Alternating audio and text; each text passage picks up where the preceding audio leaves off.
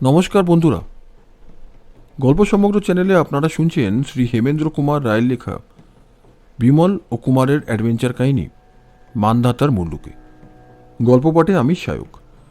গল্পটা যদি আপনাদের ভালো লাগে তাহলে অনুরোধ করব গল্প সমগ্র চ্যানেলটিকে লাইক, শেয়ার ও সাবস্ক্রাইব করতে। শুরু করছি শ্রী হেমেন্দ্র কুমার রায়ের লেখা মানধাতার মুল্লুকের চতুর্থ এবং শেষ পর্ব। ওই মিকেনো, বিস্ময়কর, ভীতিকর, প্রীতিকর। যথাস্থানে পৌঁছেছি। হ্যাঁ, চোখের সামনে দৃষ্টি সীমা জুড়ে বিরাজ করছে অগ্রবর্তী মিকেনো পর্বতের দিগন্তব্যাপী বিরাট দেহ। মিকেনো হচ্ছে মরা ভলক্যানো।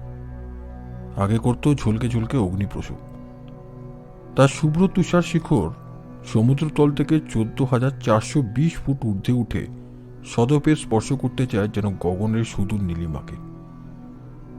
মিকেনোর শিখরের অনেক নিচে দিয়ে অচলতার পটভূমিকায় গতির আলপনা আঁকতে আঁকতে এবং শূন্যপথে অস্থায়ী ও বিচিত্র সব কাল্পনিক মূর্তি গড়তে গড়তে ভেসে আর ভেসে যাচ্ছে মেঘপুঞ্জের পর মেঘপুঞ্জ।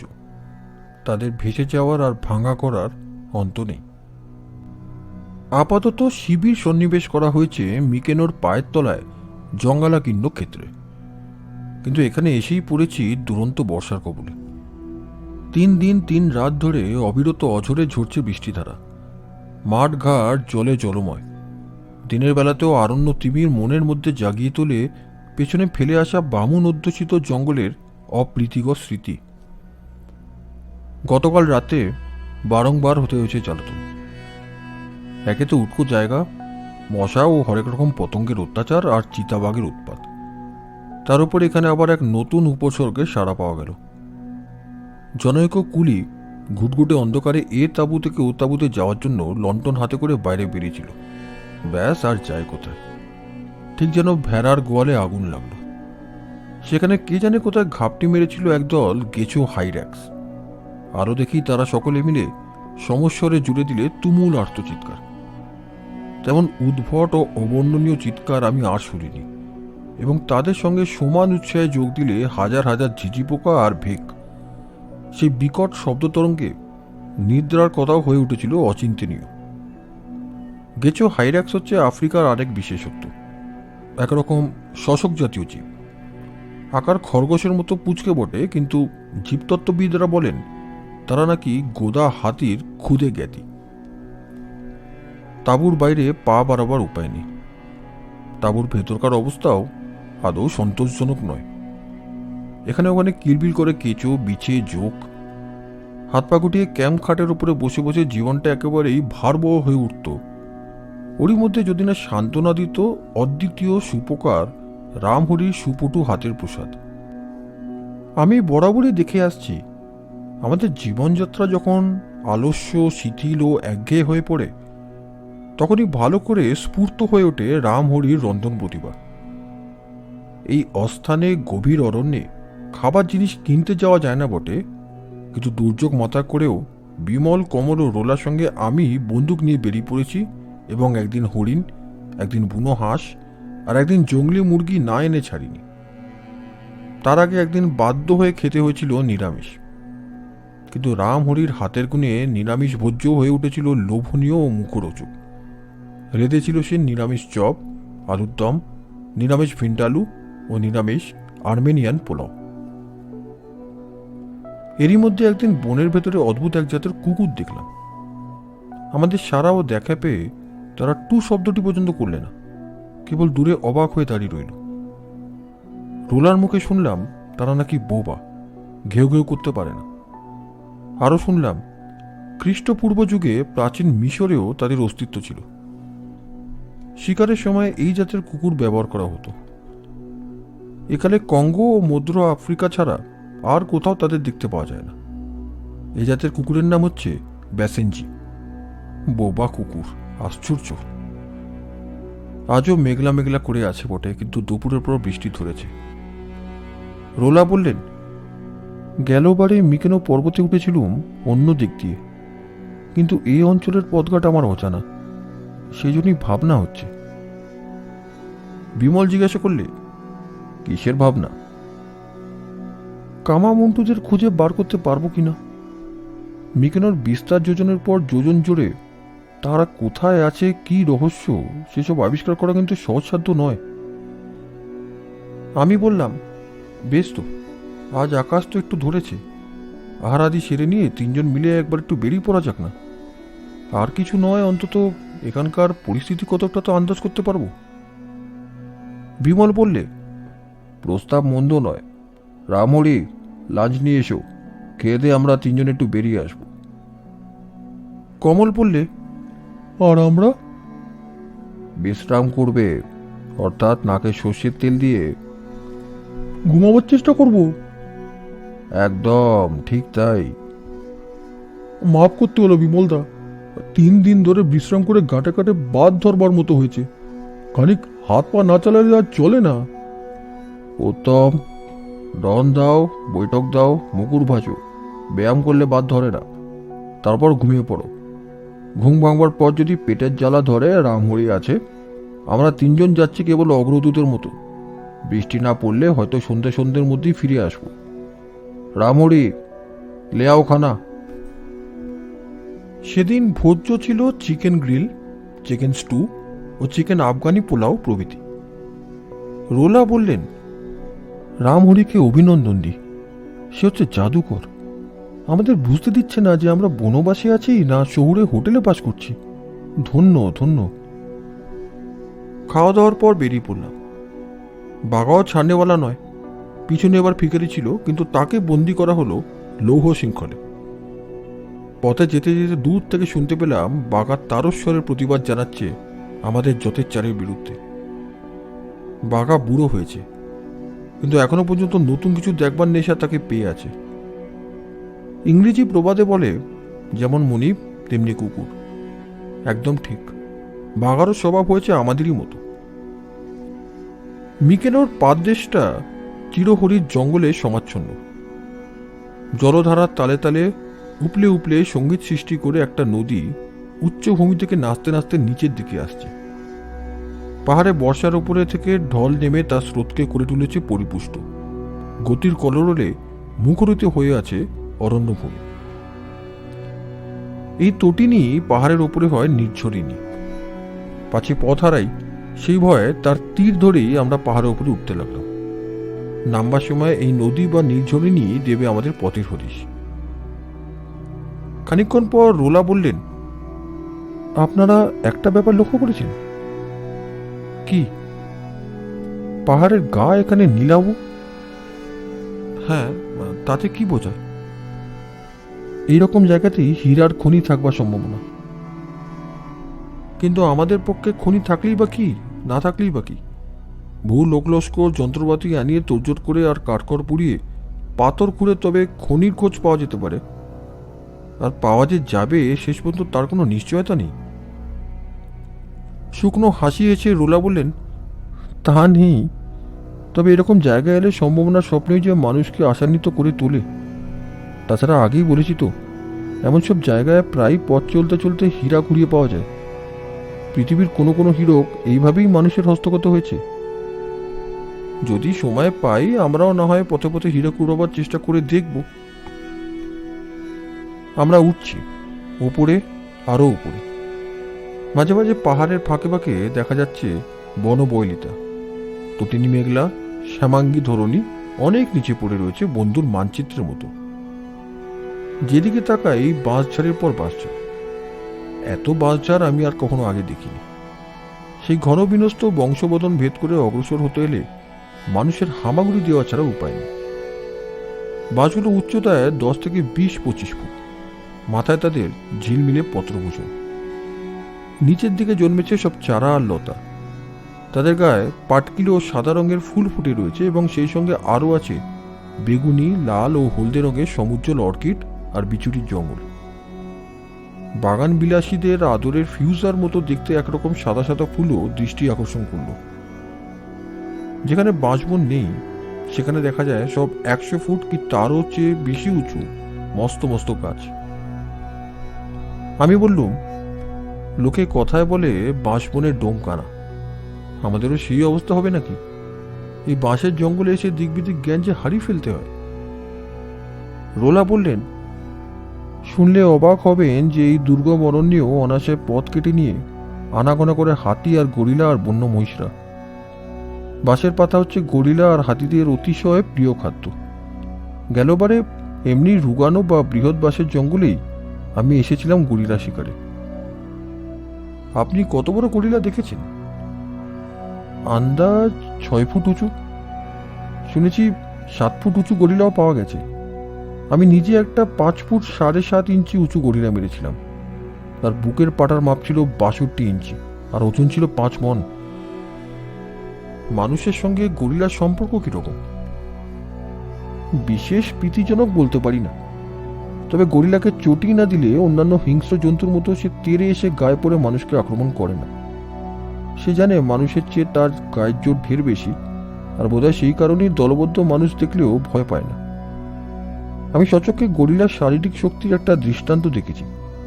একটা বড় চিতাবাঘ একবার একটা শিশু গরিলাকে আক্রমণ করেছিল। তৎক্ষণাৎ একটা ধাড়ি গরিলা বেগে ছুটে এসে অত্যন্ত অনায়াসে কামড়ে আর আছাড় মেরে চিতাবাঘটা দফা রফা করে দিল। ঊর্ধ্বে মেঘের আস্তরণ ক্রমেই পুরু হয়ে আসছিল। বাতাসও বেশি ঠান্ডা হয়ে আসছিল ধীরে ধীরে। দূরে পশ্চিম আকাশটা উদ্ভাসিত হয়ে উঠেছে চিরজ্বলন্ত নিয়ামলাগিরির বিরাট অগ্নিযজ্ঞে। তার অতল ও প্রকাণ্ড চিতা দেখে মুহুর্মুহুর জেগে উঠছে আকস্মিক দীপ্তি ও উপরের পুঞ্জীভূত মেঘের দিকে বিদ্যুৎ বেগে ছুটে ছুটে যাচ্ছে শত শত লকলকে অগ্নিশরা। অনেকটা ওপরে উঠেছি এবং যতই উঠছি শীতও বাড়ছে। আরো উপরে এখানে পাওয়া যাবে বোধহয় হিমালয়ের শীত। এরই মধ্যে বুকে জাগলো দোস্তুর মতো কাঁপুনি। বললুম, ওসিও রোলা, এমন কনকনে ঠান্ডার জন্য তো প্রস্তুত হয়ে আসেনি। আকাশের গতিকও সুবিধার নয়। এত ঠান্ডায় ভিজে মরবার ইচ্ছে নেই। এইবারে আমরা নিচে নামা উচিত। কিন্তু আমার কথা রোলার কানে ঢুকল না। তিনি তখন অন্যদিকে মুখ ফিরিয়ে আর একটা অদ্ভুত শব্দ শুনছিলেন। আমি এবং বিমলও শুনে পরস্পরের মুখ চাওয়াচাই করলাম। অনেকটা শিঙার আওয়াজের মতো। হস্তির বৃংহতি? না, এই আওয়াজের তেমন জোর নেই। সেই সঙ্গে মাঝে মাঝে হচ্ছে আরেকটা আওয়াজ, কি যেন ঢাকে কাটি পিটছে। ও কিসের শব্দ মসিয়ারোলা? গরিলার ডাক। আমাদের পেছনে আসবার জন্য ইঙ্গিত করে রোলা পায়ে পায়ে এগিয়ে গেলেন। সামনে একটা বড় ঝোপ। তারই ফাঁক দিয়ে সন্তর্পণে মুখ বাড়িয়ে দেখলাম সামনেই খানিকটা অপেক্ষাকৃত খোলা জমি এবং সেখানে নানা ভঙ্গিতে বিরাজ করছে একদল গরিলা। গুনে দেখলাম 23টা। পুরুষ ও নারী, বুড়ো জোয়ান শিশু। 4-5টা বাচ্চা খেলা করছে, ছুটছে, লাফাচ্ছে, গাছে চড়ছে। একটা বাচ্চা মায়ের স্তন্যপান করছে। কয়েকটা জোয়ান গরিলা দুমড়ানো বাঁশডাল থেকে মুখ দিয়ে পাতা ছিঁড়ে খাচ্ছে। একটু তফাতে গম্ভীরভাবে বসে আছে প্রকাণ্ড এক গরিলা। কি চ্যাটালো তার বুক, কি ধামার মতো তার ভুঁড়ি, কি মোটা মোটা তার বাহু। তার সর্বাঙ্গ থেকে প্রকাশ পাচ্ছে অসাধারণ পশু শক্তির উচ্ছ্বাস। নিশ্চয়ই দলের সর্দার। আচম্বিতে মস্ত বড় গরিলাটা 2 পায়ে ভর দিয়ে উঠে দাঁড়ালো এবং 2 হাত দিয়ে নিজের বুক সশব্দে চাপড়াতে লাগলো। রোলা উৎকণ্ঠিত স্বরে বললে, সরে আসুন, শিগগির সরে আসুন। হঠাৎ কি হলো বলুন দেখি? সর্দার বাতাসে আমাদের গায়ের গন্ধ পেয়েছে। ওদের ঘাটিয়ে কাজ নেই, চলুন, আর এখানে নয়। কোন দিকে যাব? নিচের দিকে। যে খোঁজে এখানে এসেছিলাম ব্যর্থ হলো। এই অঞ্চলে গরিলারা আছে, মান্ধাতার মানুষরা নিশ্চয়ই এদিকে থাকে না। আমাদের গতি হলো নিচের দিকে। নামতে নামতে মাথার ওপরে বেড়ে উঠল মেঘের ঘটা। একে তো রোদ ওঠেনি, তারপরে ঘনায়মন মেঘটি মেরে বেলা শেষে টিমটিমে আলোটুকু হয়ে উঠল অধিকতর ঘোরালো। ঘন ঘন বিদ্যুৎ প্রবাহ, থেকে থেকে বজ্রনাদ, বাতাসে তুষারের নিঃশ্বাস। ধারাপাতের আর দেরি নেই। যথাসাধ্য দ্রুত গতিতে নামতে লাগলাম। তারপর উতরাই শেষ হলো এবং সঙ্গে সঙ্গে শুরু হলো বৃষ্টিপাত। রোলা বললেন, যথাসময়ে নেমে আসতে পেরেছি, নইলে আজ তাঁবুতে ফিরতে পারতাম না। বিমল বললে, কেন? আর মিনিট 15 দেরি হলে ওপরে জল নেমে ওই পাহাড়ে নদী ফেপে ফুলে আরো খরস্রোতা হয়ে উঠত। এপারে আসবার কোনো উপায় থাকতো না। এদেশের বৃষ্টিরও কি প্রতাপ! বাংলাদেশের খুব জোর বৃষ্টিও তার কাছে হার মানে। হয়তো এর সঙ্গে পাল্লা দিতে পারে কেবল চেরাপুঞ্জির বিখ্যাত বৃষ্টি। মোটা মোটা ফোঁটা, দেহকে ব্যথা দেয় রীতিমতো, অন্ধ করে দেয় চোখকে। ছুটতে ছুটতে শিবিরের কাছে এসে পড়লাম। শোনা গেল বাঘার উচ্চ চিৎকার, অতিশয় ক্রুদ্ধ চিৎকার, মানুষেরও হট্টগোল, গুরুম করে বন্দুকের আওয়াজ, একটু তফাতে হুড়মুড় করে জঙ্গল ভাঙার শব্দ, ঝোপঝাপের ঝড়পটানি। কে বেগে দৌড়চ্ছে, তার দ্রুত পদে ধূপধূপ আওয়াজ।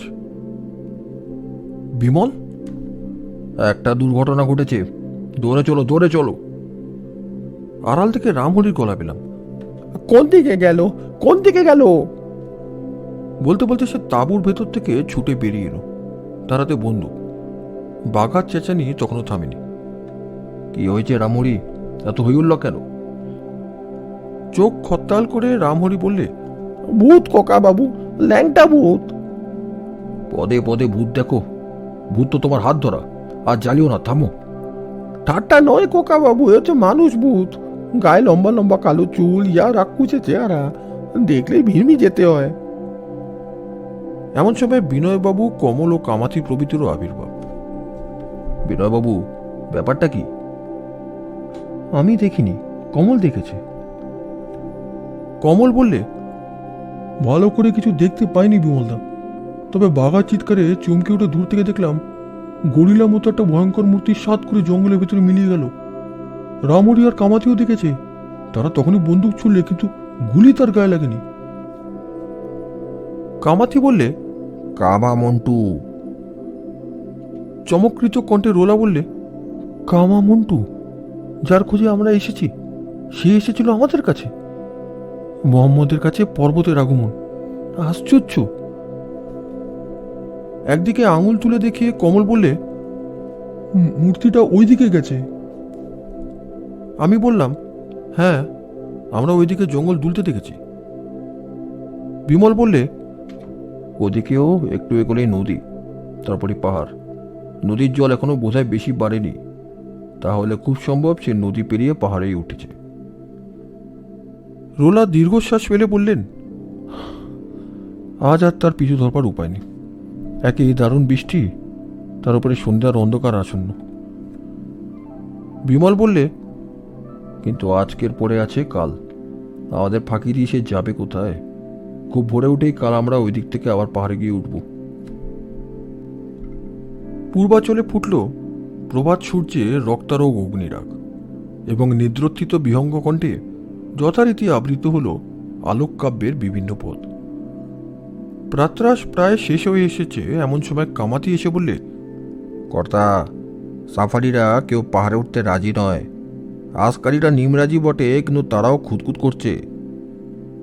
রোলা বললেন, কেন? বলে পাহাড়ে আছে নানান বিভীষিকা, তাদের সবচেয়ে ভয় কামামুন্টুদের। বলে তারা হচ্ছে প্রেতাত্মা, বন মানুষের দেহে আশ্রয় নিয়ে মানুষের ঘাড় মুটকে রক্ত খায়। হো হো করে হেসে উঠে রোলা বললেন, কামাতি, তোমারও কি ওই বিশ্বাস? কামাতি নত হয়ে সেলাম ঠুকে বললেন, প্রভু, আমার বিশ্বাসের কথা ছেড়ে দিন, আমি আপনার হুকুমের দাস। কিছুক্ষণ পরামর্শের পর স্থির হলো, আপাতত কেবল আমাদের 6 জনকে, মানে রোলা, বিনয়বাবু, বিমল, আমি, কমল ও রামহরি, এদেরকে নিয়ে গঠিত হবে অনুসন্ধান সমিতি। প্রাথমিক তদন্ত কার্য শেষ করে ফিরে এসে আমরা অবস্থা বুঝে ব্যবস্থা করব। অতএব তখনকার মতো শিবিরে রইল সেপাই ও কুলির দল, এবং তাদের ভার অর্পণ করা হলো কামাতির ওপরে।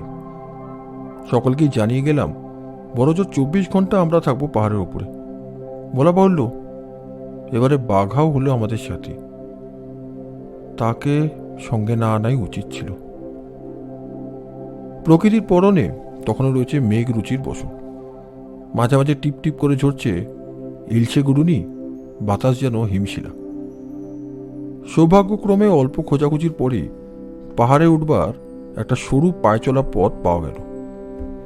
কাঠুরিয়া, মধু সংগ্রাহক ও স্থানীয় শিকারীদের অগম্য ঠাঁই নেই, নিশ্চয়ই তাদের পদক্ষেপেই এই পথের উৎপত্তি। সেই পথ যা সুপথ নয়, কুপথ ধরেই আমরা পাহাড়ে উঠতে লাগলাম। বরাবরের মতন এবারেও আমাদের অগ্রণী হলো বাহা। সে অগ্রগতি হলে আমরা অনেকটা নিশ্চিন্ত থাকি এই ভেবে যে অন্তত পুরো ভাগ থেকে কোনো আকস্মিক বিপদ আমাদের অতর্কিতে আক্রমণ করতে পারবে না। বিনয়বাবু বলছিলেন, মসিয়ে রোলার বিশ্বাস আজও এই অঞ্চলে নৃতত্ত্বে বিখ্যাত রোডেশিয়ান মানুষদের বংশধররা নিজেদের অস্তিত্ব বজায় রেখেছে। অনুমান করা হয় রোডেশিয়ান মানুষরা 15-16 হাজার বছর আগে পৃথিবীতে বিচরণ করত। আফ্রিকার রোডেশিয়া প্রদেশের তাদের দেহাবশেষ পাওয়া গেছে। কমল বললে, কিন্তু আমরা তো এখন রোডেশিয়ার প্রদেশে নেই। না, আমরা আছি কঙ্গো প্রদেশে, কিন্তু দক্ষিণ দিকে কঙ্গোর সীমান্তেই আছে রোডেশিয়া। প্রাগৈতিহাসিক যুগের পৃথিবীর সর্বত্রই মানুষ ছিল যাযাবর। তারা চাষবাস করতে জানত না। শিকার বা বনের ফলমূল আহরণের জন্য তারাই জীবিকা নির্বাহ করত। এক জায়গায় খাদ্যাভাব হলেই অন্য জায়গায় বা দেশে গিয়ে বসবাস করত। সুতরাং শরণাতীতকালে রোডেশিয়ান মানুষেরা যে কঙ্গো এসে আস্তানা পাতেনি এমন কথা জোর করে বলা যায় না। আমি বললাম, কিন্তু পণ্ডিতদের মত হচ্ছে রোডেশিয়ান মানুষদের চিহ্ন হাজার হাজার বছর আগের পৃথিবী থেকে বিলুপ্ত হয়ে গেছে। সে কথাও জোর করে বলা যায় না। অনুসন্ধান কার্যের সুবিধার জন্যই পণ্ডিতরা এক এক জাতের মানুষকে বিশেষ নামে ডাকেন, যেমন নিয়ান্দারথাল, রোডেশিয়ান, হেন্ডেলবার্গ প্রভৃতি। এরা যে পরে ভিন্ন ভিন্ন নামে পৃথিবীতে অজ্ঞাতবাস করেনি এমন কথাই বা কেমন করে বলবো? দৃষ্টান্তস্বরূপ দেখো, আজও অস্ট্রেলিয়ায় গভীর জঙ্গলে এমন সব অসভ্য মানুষ আছে যাদের সঙ্গে রোডেশিয়ান মানুষদের অনেক লক্ষণই মিলে যায়। অথচ কোথায় রোডেশিয়া আর কোথায় অস্ট্রেলিয়া? রোডেশিয়ান মানুষদের চেহারার বর্ণনা দিতে পারেন? মোটামুটি পারি। মসিয়ে রোলার মুখেও তার আভাস তোমরা পেয়েছ। দেহের তুলনায় তার মুখ বড়, নাক চ্যাপ্টা, ভারী চোয়াল, খর্বগিবরা, চ্যাটালো বুকের পাটা, দেহ প্রকাণ্ড, রোমশগা, পেশিবদ্ধ বলিষ্ঠ মূর্তি। হঠাৎ দেখলে গরিলা বলে ভ্রম হয়। তারা কি নরবুক? অসম্ভব নয়। তাদের চেয়ে অগ্রসর অসভ্যরা আজও মানুষের মাংস খেতে আপত্তি করে না। তাহলে তারা জীবনযাপন করে হিংস্র পশুর মতো? নিশ্চয়ই। তবে তাদের মস্তিষ্ক গরিলা আর ওরাংউটানের চেয়ে উন্নত। পৃথিবীতে আজও কোনো কোনো জাতের অসভ্য মানুষ আছে যারা আগুনের ব্যবহার জানে না। অথচ এটা প্রমাণিত হয়েছে 15-16 হাজার বছর আগে নিয়ান্দারথাল মানুষদের অস্তিত্ব লোপ পেয়েছিল। তারা আগুনের ব্যবহার সম্বন্ধে অজ্ঞ ছিল না। রোডেশিয়ানরাও তাদের সমসাময়িক। অপেক্ষাকৃত সভ্য আদিম বাসিন্দারা ক্রমোন্নত অভিজ্ঞতার দ্বারা আবিষ্কার করতে পেরেছিল বিশেষ বিশেষ কাঠ ঘর্ষণের ফলে আগুনের জন্ম নেয়। সভ্যতার দিকে আরও এগিয়ে তারা জানে যে অগ্নি উৎপাদক পাথর থেকে আরও তাড়াতাড়ি কাজ পাওয়া যায়। সংস্কৃত ভাষায় এইরকম কাঠ আর পাথরের নামই হচ্ছে অগ্নিকাষ্ঠ ও অগ্নিপ্রস্তর। বর্তমানকালেও কোনো কোনো পশ্চাৎপদ অসভ্য জাতির মধ্যে ওই দুই উপায়ে অগ্নি উৎপাদন করবার নীতি প্রচলিত আছে। নিয়ান্দারথাল মানুষরা চকমকি পাথরের অস্ত্র আর অন্যান্য জিনিসপত্র তৈরি করত। মসিয়ে রোলার পোষা মুন্টুর হাতেও ছিল পাথরের বর্ষা। নিয়ান্দারথাল মানুষরা পাহাড়ের গুহায় বাস করত। এমনকি এদিক দিয়েও সম্ভবত কামামুন্ডুদের মিল আছে, যাদের খোঁজে আমরা এই পাহাড়ে উঠেছি। তারাও হয়তো গুহাবাসী জীব। আদিমকালের মানুষরা শত্রু আর বন্যজীবদের আক্রমণ থেকে আত্মরক্ষা করবার জন্য গুহায় নয়তো জলের ওপরই বাসা বাঁধত। কমল বললে, জলের উপরে মানে নৌকায়? না না, জলের ভেতরে মোটা মোটা খোটা পুঁতে তার উপরে পাটাতন পেতে ঘর বানিয়ে বাস করা হতো। সুইজারল্যান্ড আর ইটালিতে এরকম প্রাগৈতিহাসিক বসতির ধ্বংসাবশেষ পাওয়া গেছে। তবে এভাবে যারা বাস করত তারা যে গুহাবাসী আদিম মানুষদের চেয়ে উন্নত সেই বিষয়ে কোনোই সন্দেহ নেই। বেলা ক্রমে দুপুরের দিকে গড়িয়ে চলেছে। বৃষ্টি ধরেছে বটে, কিন্তু আকাশের গায়ে তখনও জড়ানো মেঘের চাদর। বাতাসে বেড়ে উঠছে শীতের আমেজ। সকলে অনেক চড়াই আর উতরাই পার হয়ে এসেছে, কিন্তু এখনো পর্যন্ত আদিম মানুষদের কোনো চিহ্নই পাওয়া গেল না। প্রাণীদের মধ্যে ক্রমাগত সাড়া ও খেদা দিচ্ছে কেবল পাখিরা, কখনো একা একা, কখনো দলে দলে। আমাদের দেশে পরিচিত পাখিদের মধ্যে দেখলাম ডারকাক, কাঠঠোকরা, তিতির, ঘুঘু ও বুলবুলি প্রভৃতি। চড়াই পাখির মতো দেখতে একরকম পাখি, কিন্তু শীষ দেয় ক্যানারির মতো। বিদেশি পাখিদের মধ্যে দেখা গেল থ্রাস, টুরোকা, স্ট্রাইক ও টিউমাস প্রভৃতিকে। সাহেবরা যাদের সানবার্ড বা সূর্য পাখি বলে তাদেরও কয়েক জাত আছে, তারা মধু পায়। আরও যে কত অজানা পাখি, তাদের গলায় গানের সুর, গায়ে রামধনুর নিচনি, কখনো কানে ঝরে সুরবাহারের মাধুরী, কখনো চোখে লাগে স্বপনের রং বেরং। কমল পেটে হাত দিয়ে বায়না ধরলে, জট না রোলে পুড়ে মরি রামরিদা, আগুন নেবাও, ঠান্ডা করো। তোমার জট না রলে তো রাবণের চিতা কখনো নেবে না, কিন্তু খাবে কি? আছে কি? হাতে গড়ায় রুটি, ভাজা ভুজি, আমের চাটনি। আবার হাতে রেখে বলছো কেন দাদা? তুমি শেষ রাতে উঠে যখন মাংস রাঁধছিলে, আমি কি তার সুগন্ধ পাইনি? একটুখানি হরিণের মাংস ছিল, তাই দিয়ে কোর মারে দিচ্ছি, আর মেটুলি চচ্চড়ি। আবার মিটুরি চচ্চড়ি, সাবাস, ধন্য, ব্রাভো। আমরাও উদরের শূন্যতা অনুভব করছিলাম। সেখানেই সার ভেতে বসে পড়লাম বিনা বাক্য ব্যয়। অগ্রবর্তী বাঘা ও ব্যাপার বুঝে আবার পশ্চাৎপদ হয়ে ল্যাজ নাড়তে নাড়তে ঘুরতে লাগলো রামহরির পেছনে পেছনে। বাঘা বেশ জানে কখন কার খোসামত করা উচিত। একটি পরম সুখী পরিবারের মতন আমরা যখন একাগ্র মনে ডান হাতের কাজ ছাড়ছি এবং রামহরির রন্ধন নিপুণতার ভূয়সী প্রশংসায় মুখরিত হয়ে উঠছি, তখন সহসা হলো অত্যন্ত ছন্দপতন। বাঘার কণ্ঠে জাগলো বেসুরো চিৎকার। সামনের দুই থাবা দিয়ে একখানা হরিণের হাড্ডি বেশ বাগিয়ে ধরে বাঘা মাথা কাত করে উপভোগ করছিল বটে, কিন্তু তার চোখ এবং বোধ করি ঘানেন্দ্রিয় ছিল অত্যন্ত জাগ্রত। কারণ চেঁচিয়েই সে তীর বেগে ছুটে গেল পাহাড়ের যেখানে, সেখানে দোতলা সমান উঁচু পাথুরে প্রাচীর ছাড়া আর কিছুই ছিল না। লাফের পর লাফ মেরে বাঘা সেই খারাপ প্রাচীরের উপরে উঠবার জন্য অসম্ভব চেষ্টা করতে লাগলো। কমল উত্তেজিত কণ্ঠে বলে উঠল, আমি দেখেছি, আবার একটা গরিলা মুখ, খত্তাল মুখ দানব। বাঘা চেঁচাতে এক লাফে অদৃশ্য হলো।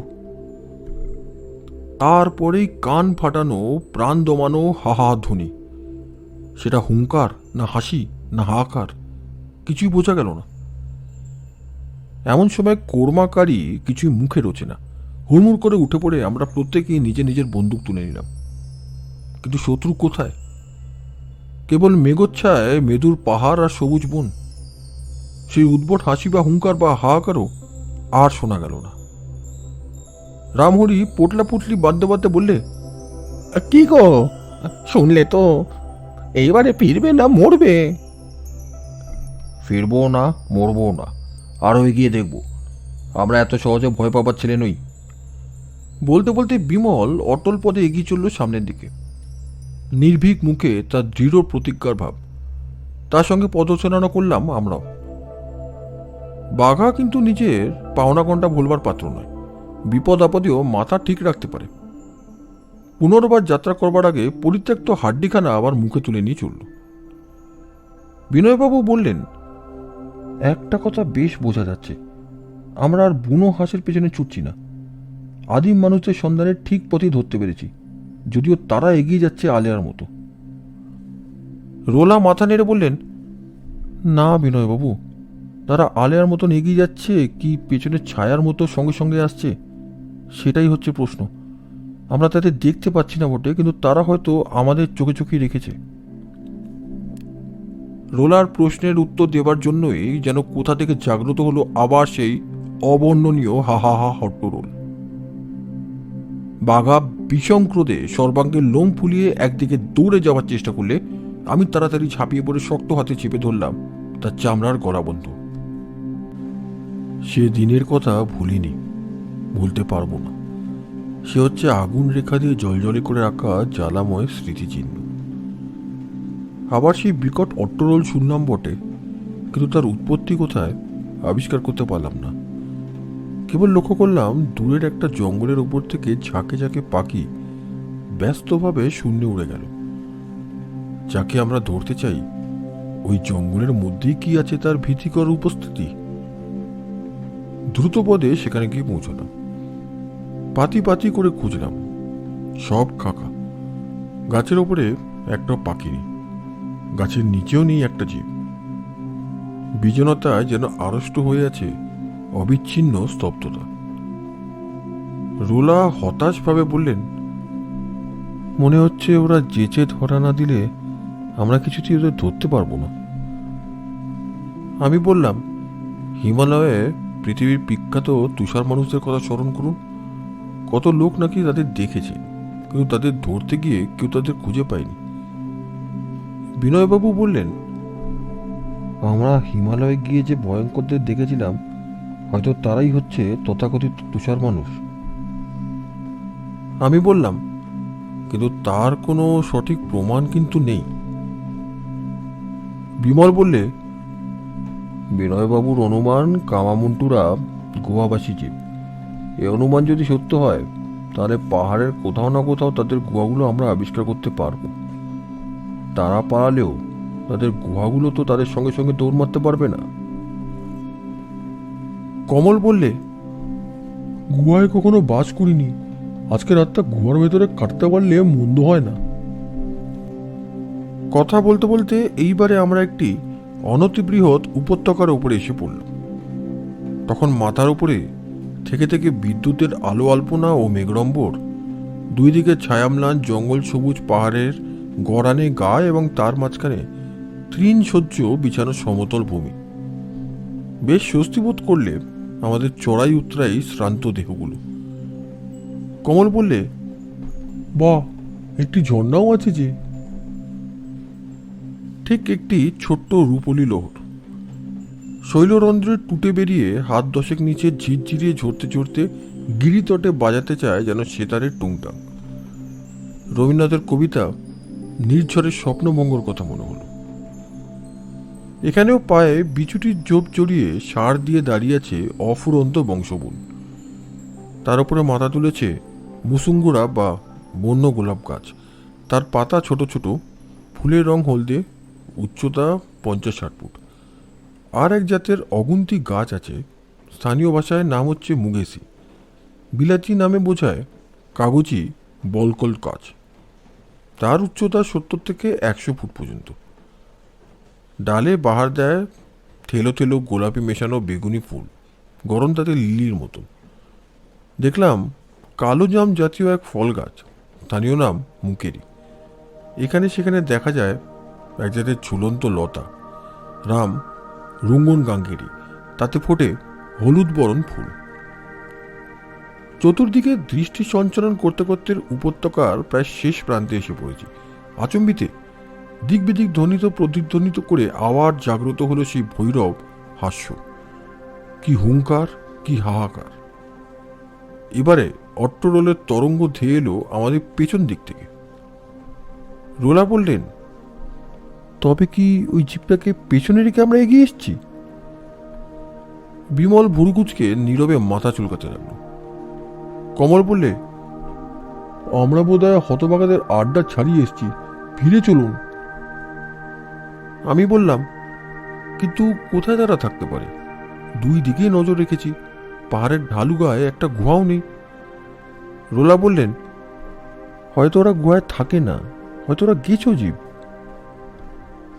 বিনয়বাবু এবার বারবার মাথা নাড়তে নাড়তে বললেন,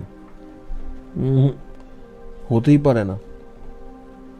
রোলা বললেন, কেন? আপনার মুখে বারংবার কামামুন্টুর হুবহু বর্ণনা শুনেছি। তার হাত পায়ের গড়ন নাকি মানুষের মতো, বৃক্ষবাসী জীবের তা হয় না। রোলা নিরুত্তর, কিন্তু মুখ দেখে মনে হলো তিনি সুখী নন। ওরা দুজনেই নৃত্যে পণ্ডিত, আর কেনা জানে পণ্ডিতেরা হচ্ছেন উড়ো তর্কে তুখোর। তর্ক পেলে স্থান কাল পাত্র ভুলে যান। এত সহজে রোলা তাকে তর্কে খান্তি দিলেন দেখে বাঁচলাম। বোধহয় সত্যি বড় ভয় পেয়েছেন।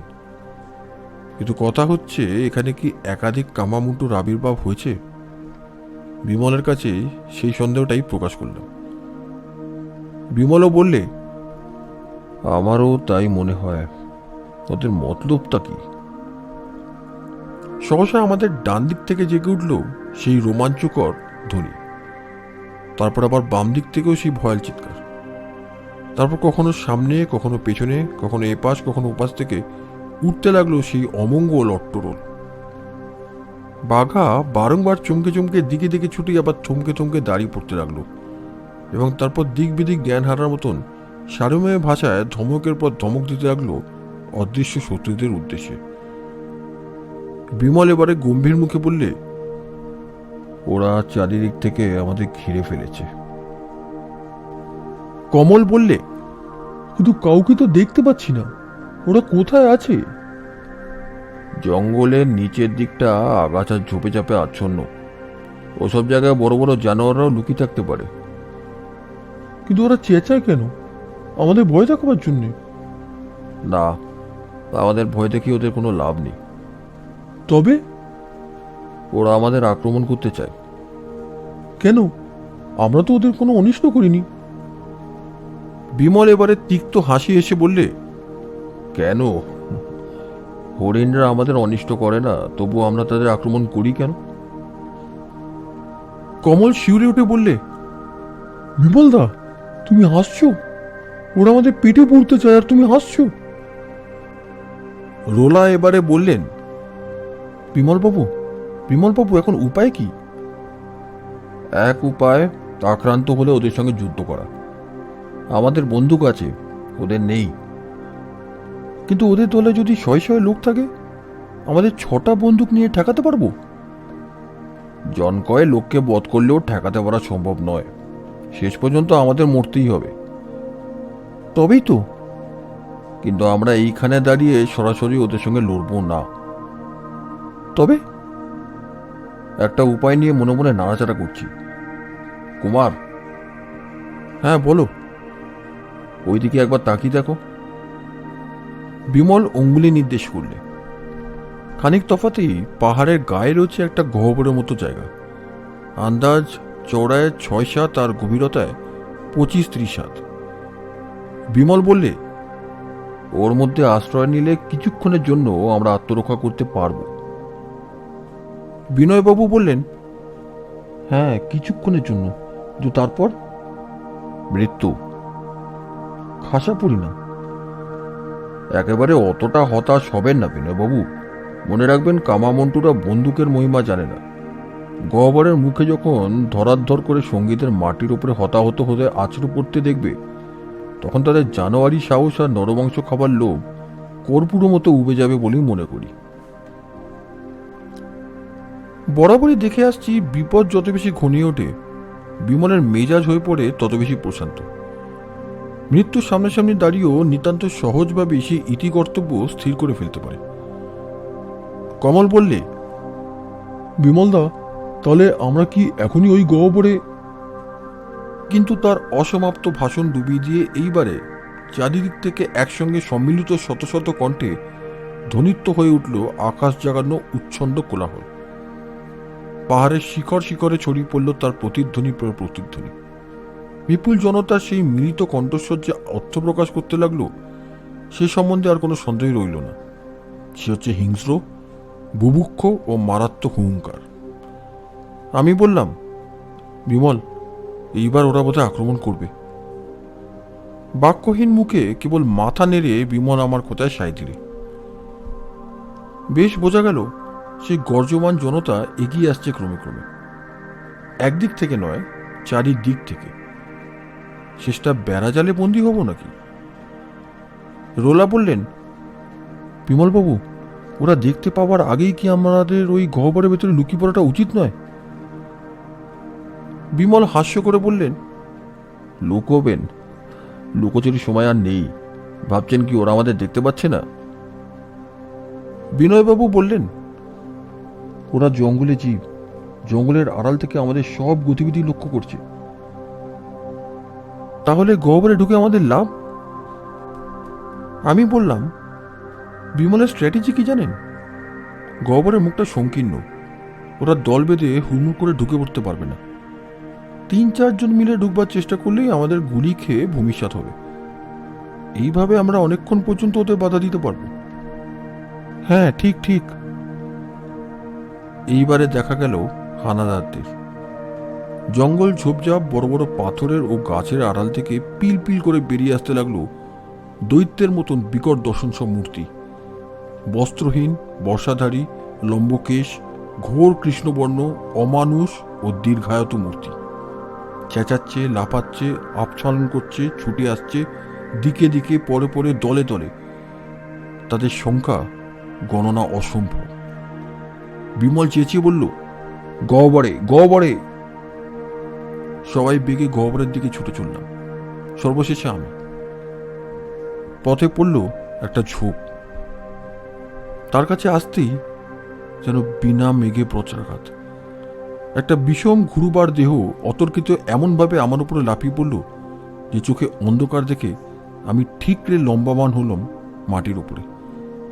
উঠে বসবার উপক্রম করতেই পর মুহূর্তেই দেখি প্রায় গরিলার মতো একটা করাল বদন সুবৃহৎ মূর্তি আমার দিকে নিক্ষেপ করলে এক দীর্ঘ বর্ষাদণ্ড।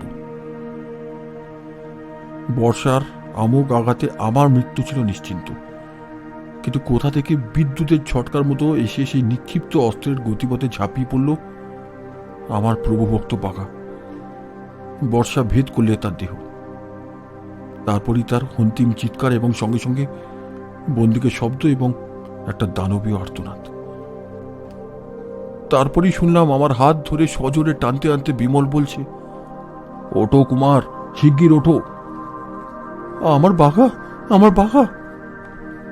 ওই ওরা এসে পড়ল, বাঘার সঙ্গে সঙ্গে তুমিও কি মরতে চাও? বিমল আমাকে টান মেরে দাঁড় করিয়ে দিলে। আমার পায়ের তলায় নিঃশেষ হয়ে পড়ে রয়েছে বাঘার বর্ষাবিদ্ধ রক্তাক্ত মৃতদেহ, এবং তার পাশেই মাটির উপরে হাত পা ছড়িয়ে আড়ষ্ট হয়ে আছে সেই দানব দেহটা। বুলেটে তার বক্ষ ভেদ করে বিমলের বন্দুক নিয়েছে বাঘার মৃত্যু প্রতিশোধ। প্রতিশোধ? কিন্তু একটা নিকৃষ্ট দানবের তুচ্ছ মৃত্যু দিয়ে কি বাঘার মতো মহান জীবের মৃত্যুর প্রতিশোধ নেওয়া যায়? আমার বাঘা যে অতুলনীয়। বাঘা প্রাণ দিলে আমার জন্যই, কিন্তু তার দিকে আর ফিরে তাকাবার সময় নেই। দিকে দিকে ছুটন্ত পদশব্দ ক্রমেই নিকটস্থ। আবার একটা বর্ষাদণ্ড শো করে আমাদের সম্মুখ দিয়ে চলে গেল। চলে এসো কুমার, চলে এসো। বিমল ছুটল, আমিও তার পেছনে পেছনে। সবাই মিলে গহ্বরের পেছন দিকে গিয়ে বন্দুক তুলে প্রস্তুত হয়ে রইলাম। সকলের দেখা দেখি আমিও যন্ত্রচালিতের মতো বন্দুক ধরলাম বটে, কিন্তু আমার শোকাচন্ন ও ভারাক্রান্ত মনে তখন আত্মরক্ষার কোনো ইচ্ছে ছিল না।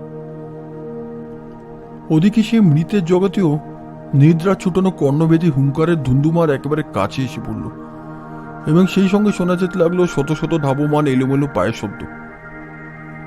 বিমল চেঁচিয়ে বলে উঠল, গহ্বরের মুখে কাউকে দেখলেই গুলি চালাবে। প্রথমেই আবির্ভূত হলো তিনটে উন্মত্তের মতন তাণ্ডবে মত্ত দানব মূর্তি।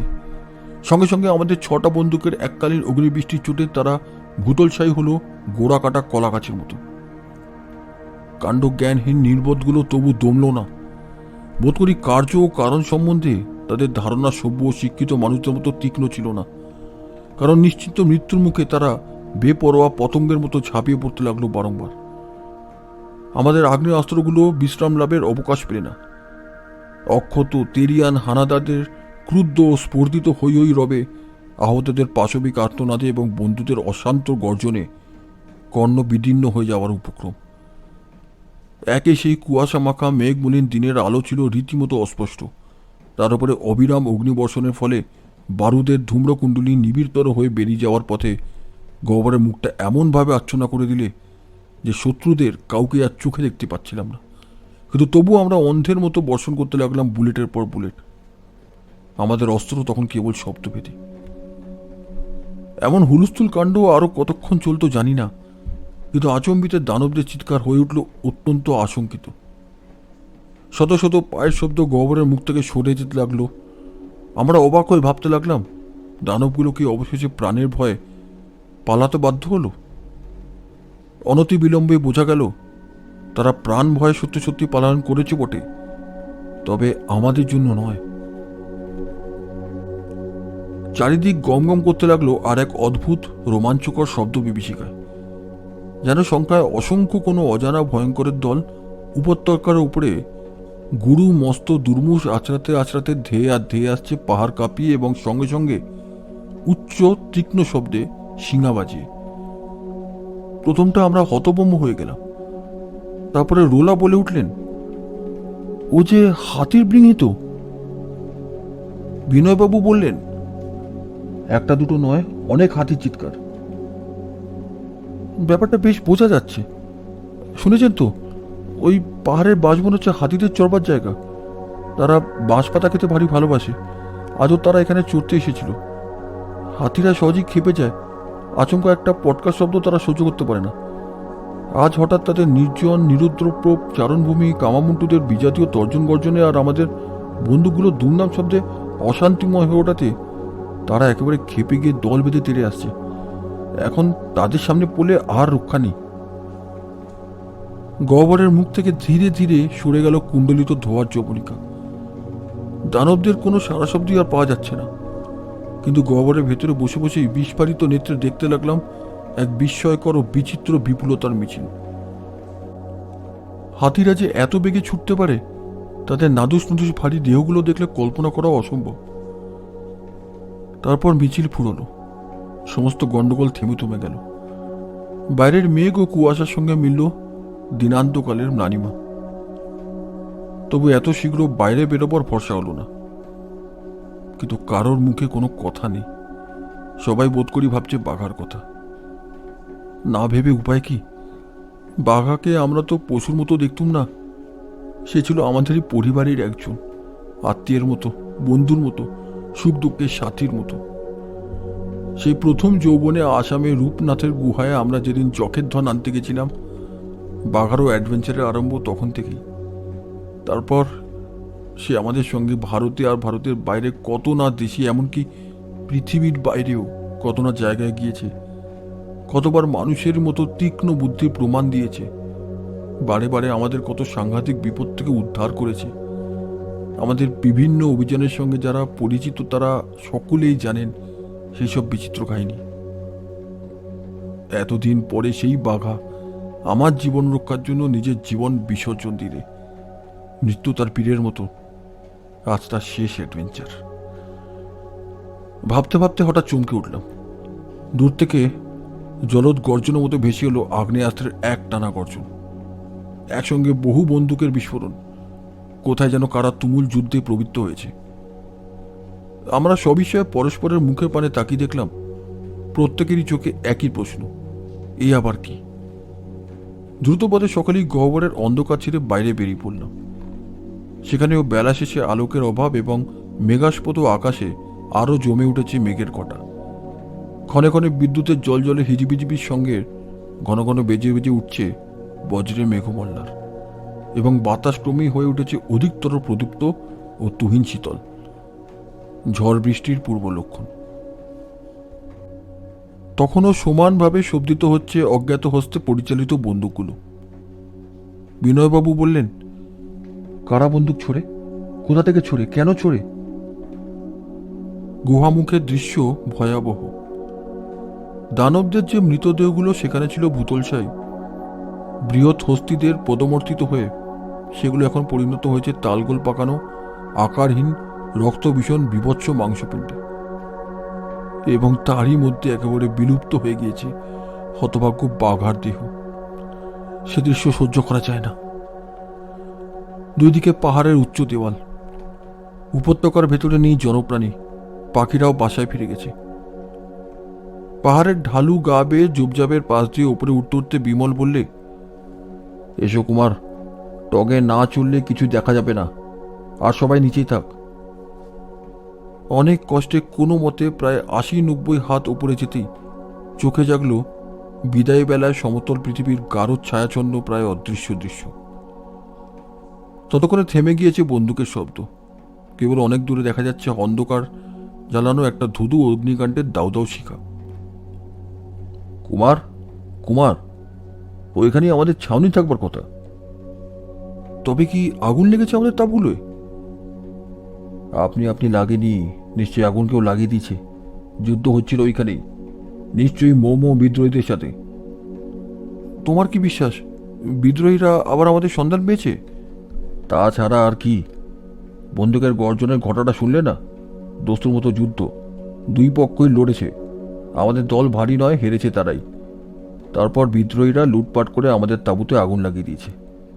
হয়তো তারা এখন আমাদেরই খুঁজে বেড়াচ্ছে। তারপরেই গড়গড় ঝনঝন ঝমঝম আকাশ বলে ভেঙে পড়ে। এতক্ষণ ধরে পঞ্চভূতে মিলে যেন একটা কোনো অঘটন ঘটাবার জন্য রঙ্গমঞ্চ প্রস্তুত করছিল। সেটা আমরা অনেক আগেই বুঝতে পেরেছিলাম, কিন্তু এমন দুর্দান্ত দুর্যোগ ছিল আমাদের কল্পনাতীত। পড়ে গেলাম যেন খণ্ড প্রলয়ের আবর্তে। বজ্রবিদ্যুৎ, বৃষ্টি, ঝড়, শিলাপাত ও সন্ধানকার একসঙ্গে যোগ দিয়ে পৃথিবী থেকে করে তুললে অমানুষের নরকধাম। অত বড় শিলার আকার আর বৃষ্টির ফোঁটা আগে কখনো দেখিনি, এবং ঝড়ের তোড়ে দেহ যেতে চায় উড়ে। চোখ প্রায় অন্ধ, সর্বাঙ্গ ক্ষতবিক্ষত। শব্দব্রহ্ম আজ উন্মত্ত। প্রকৃতির বিরাট পাগলাগারদে জেগেছে দুর্দম বিদ্রোহ। এখানে থাকলে মারা পড়ব কুমার, পালিয়ে প্রাণ বাঁচাও। পালিয়ে যাব কোথায়? আপাতত আবার সেই গহ্বরে। তারপর আমরা যে নিরাশ্রয়। কে বললে আমরা নিরাশ্রয়? আমাদের আশ্রয় এই বিপুল ধরনী। মনে নেই বিশ্বকবি বলেছেন, সব ঠাই মোর ঘর আছে, আমি সেই ঘর মরি খুঁজিয়া। আর বেশি কিছু বলবার নেই। বিমলের অনুমান সঠিক। আমাদের তাঁবু আক্রমণ করেছিল মোহমোহ বিদ্রোহীরা। কুলিরা আগেই পালায়। কিছুক্ষণ লড়াই করে সিপাহীরাও পালায়। আহত কামাতি কোনো ক্রমে প্রাণ বাঁচাতে পেরেছে। বাঘার মতো রোলারও এই শেষ অ্যাডভেঞ্চার। ফেরবার পথে জঙ্গলে তাকে ম্যালেরিয়ায় ধরে। নাইরোবির হাসপাতালে চিকিৎসা হয়েও ফল না পেয়ে তিনি দেশে ফিরে যান। কলকাতা এসে আমরা খবর পাই তার মৃত্যু হয়েছে। কেবল বাঘা আর রোলা নয়, আমাদেরও এই শেষ অ্যাডভেঞ্চার। বাঘা আমাদের মন ভেঙে দিয়ে গেছে। রামহরি বারবার বলে, বাঘার জন্য দুঃখ করব না, সে তো বুড়ো হয়েছিল, আর দুদিন পরে মরতই। বাঘার জন্য দুঃখ করব না, সে পরের জন্য প্রাণ দিয়েছে। এ তো মরণের মতো মরণ। বাঘার জন্য দুঃখ করব না গো, কিন্তু বাঘাকে ছেড়ে আমি থাকবো কেমন করে গো, থাকবো কেমন করে? রামহরি কাঁদে, তার চোখের জল মোছে, তারপর আবার কাঁদে। আমাদেরও চোখের পাতার সাথে সাথে ভিজে আসে। বন্ধুরা, এতক্ষণ আপনারা শুনছিলেন শ্রী হেমেন্দ্র কুমার রায়ের লেখা বিমল ও কুমারের শেষ অ্যাডভেঞ্চার কাহিনী মান্ধাতার মুলুকে। গল্পটা আপনাদের কেমন লাগলো অনুরোধ করব দয়া করে কমেন্টসে লিখে জানাবেন। ভালো থাকবেন, পাশে থাকবেন। ধন্যবাদ।